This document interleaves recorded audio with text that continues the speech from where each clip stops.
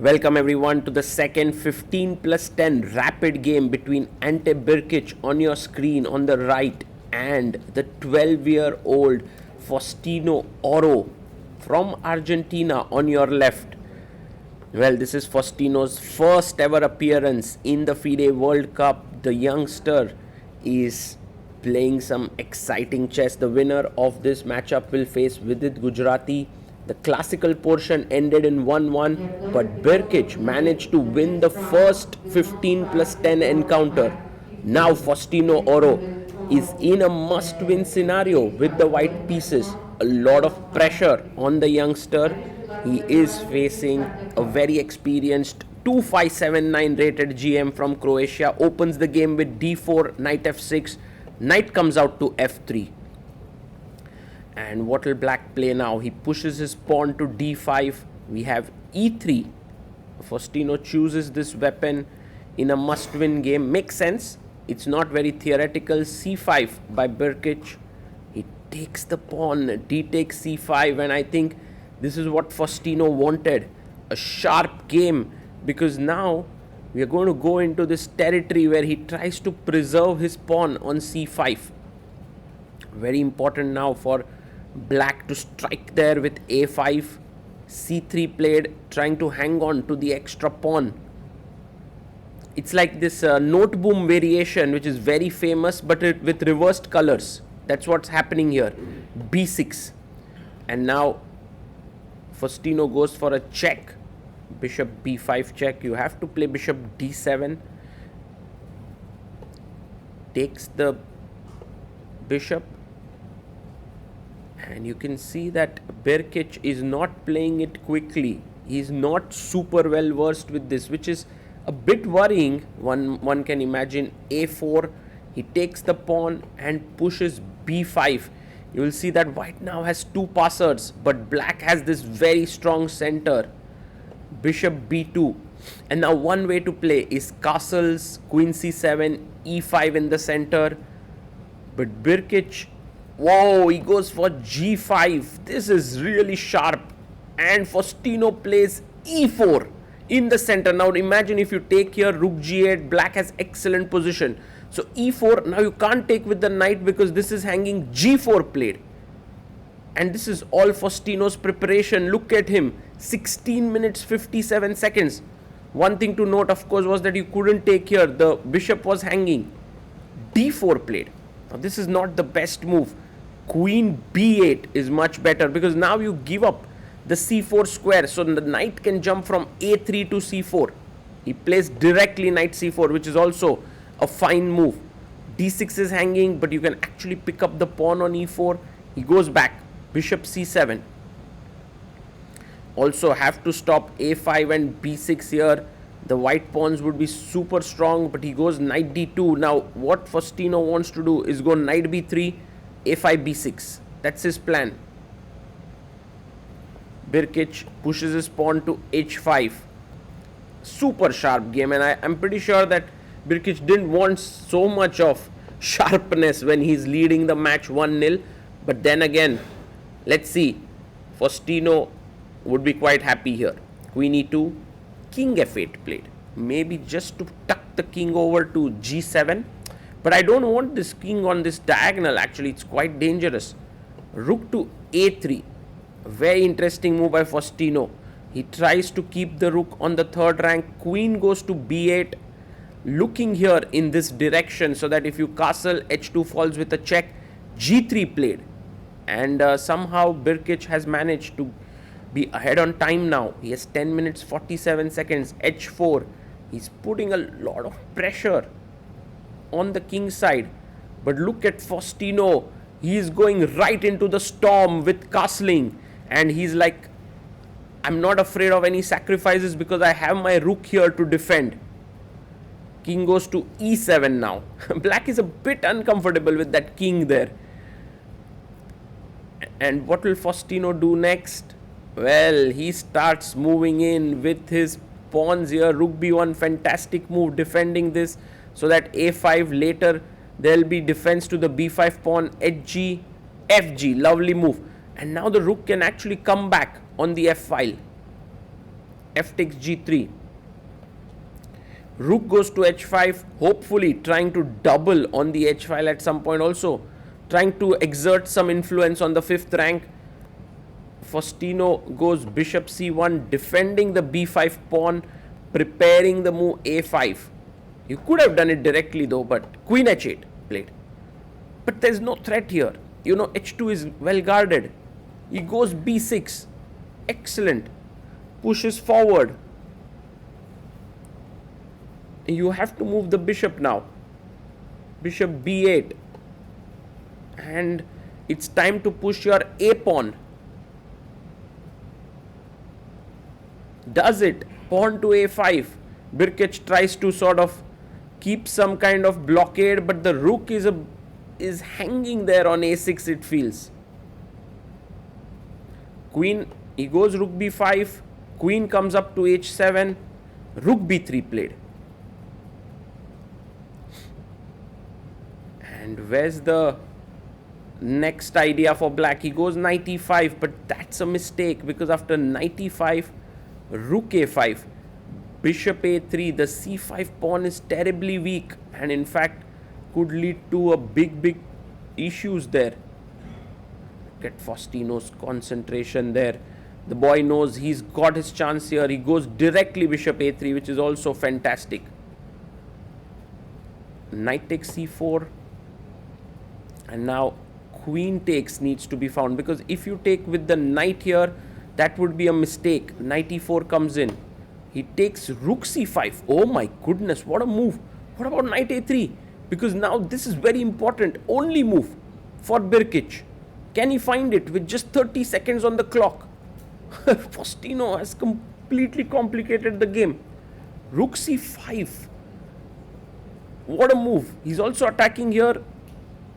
Brkic running low, last few seconds. Needs to make a move.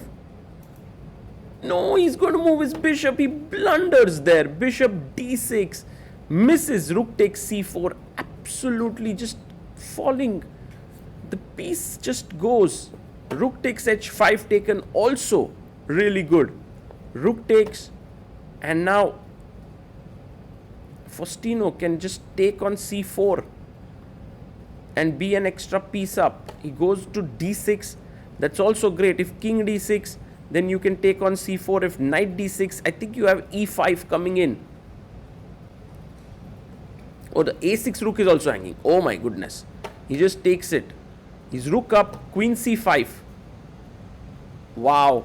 What a turn of events there for Faustino Oro. He comes back, queen d3. And Brkic misses a golden opportunity here to actually win not just this game. I mean, he could have held this game and then won the match. b7, now Faustino's pawn rushing through.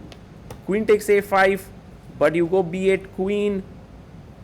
Look at Faustino holding the queen in his hand. He pushes, makes a queen, knight b8, rook b8, an entire rook up. This is game over. Faustino has equalized, and we now will move to 10 plus 10 section after this. And look at him staring down his opponent, losing on time there. Faustino scores the win, and now we move to the next segment. But what a fight this was.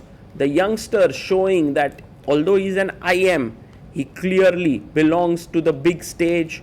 And well, eventually he outplayed Brkic in this tie break and managed to move to round 2 of the FIDE World Cup to face Vidit Gujarati. Amazing job. This young boy, Faustino Oro, is someone you definitely have to keep an eye out for. He's the future of chess. He's also called the Messi of chess. The arbiters do the toss for the next segment, and Faustino gets the black pieces. I want to draw your attention to this key moment when the last move was played. Knight takes c4.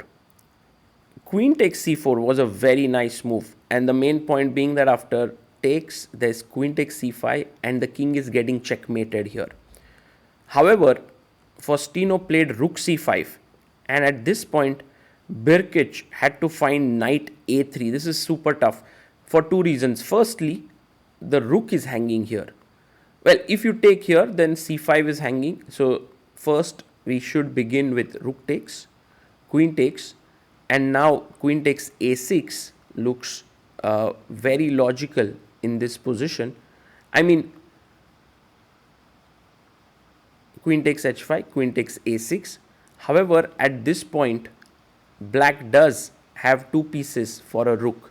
So something like bishop d6, and black should have enough compensation, or even queen c5 with the idea of coming in, or d3, and black is doing really well in the game. So that's the reason why knight takes a3 was a complicated equal position, but he went bd6, absolutely missing that after takes queen a6 he simply exchanged down, and these pawns are too strong. Hi everyone, we have with us the Messi of chess international master Faustino Oro of Argentina. Faustino just defeated Ante Brkic from Croatia to advance to the second round. Well, congratulations, Faustino. Can you tell us how was the match from your perspective? Well, the two first classical games ended in a draw, so we went to tiebreaks, and then well, in the tiebreaks I feel a bit more confident because okay, in tiebreaks maybe I had more chances. It's better I believe in classic and then rapid and blitz, but okay, the two classical things were perfect played, so we were to tiebreaks, and then he started winning the first game, so I need to win the second game. That I won the second game, must win situation, and then we drew two times, so we went to the fly past three portion, and then I won 2-0. Yeah, two, and but yeah, in last game I was nervous, so but okay, I won. So, So when you lost the first 15 plus 10 rapid tiebreak game and you were in a must-win situation, what did you tell yourself? yeah, okay. I was trying. I need to win. If I lose, okay, but I can make a draw. So I was trying to calm me down because I was like furious to lose that game. So, but I tried to calm down and play my best chess in the second game. In the second 10 plus 10 game, you had a queen and knight versus queen and rook end game, and it seemed quite difficult. And you somehow managed to escape by doing h4, knight g5, a beautiful maneuver. So, how did you do that in such a low time?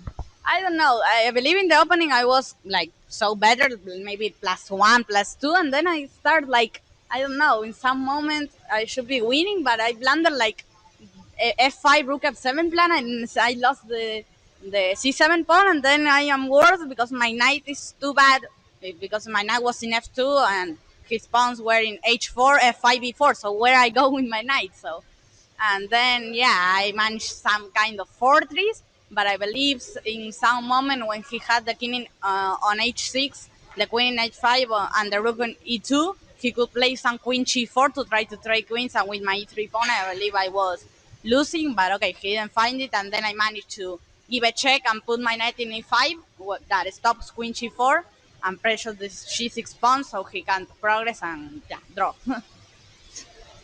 Well, after winning the first 5 plus 3, you just needed a draw. So, what did you tell yourself before coming into the second 5 plus 3 blitz game?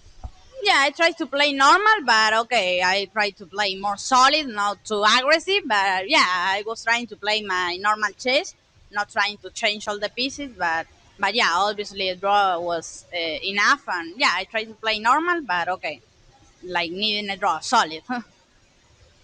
Recently, you have played a lot of various speed online format, like various blitz against Giri, Costa Kavitsky. Would you say that those helped you for your tiebreak preparation in World Cup? Maybe a bit, yeah. Sometimes my matches in ICC, yeah, helps me a bit to train a bit of blitz and play against world chess players helps me to train a bit, and yeah. Well, speaking of ICC, we know that ICC is your sponsor. So, if you could tell us how supportive they have been so far in your journey. Yeah, ICC is a good support for me, my biggest support. So yeah, I appreciate the match and I like so much the platform. It's my favorite platform. So yeah, I play there some matches and yeah, I enjoy playing in ICC. In the second round, you are going to face Grandmaster Vidit Gujarati. So, have you ever faced him before in any format, classical, rapid, blitz, or online? I believe I played online one game in Title Tuesday that he beat me. I believe I was winning, but I don't remember. I believe we played one time in Blitz online, but no, then I didn't play in classical and that, and I believe it's my highest rated player that I played right now. So yeah, happy and excited to play him. Well, you have fans and supporters all over the world. Anything you would like to say towards them? No, that they enjoy chess and train chess if they like chess, and yeah, simply that. Well, Faustino, I won't take away any much of your time because you have another match tomorrow. Thank you very much for your valuable time. I wish you all the best for your second round match. Thank you.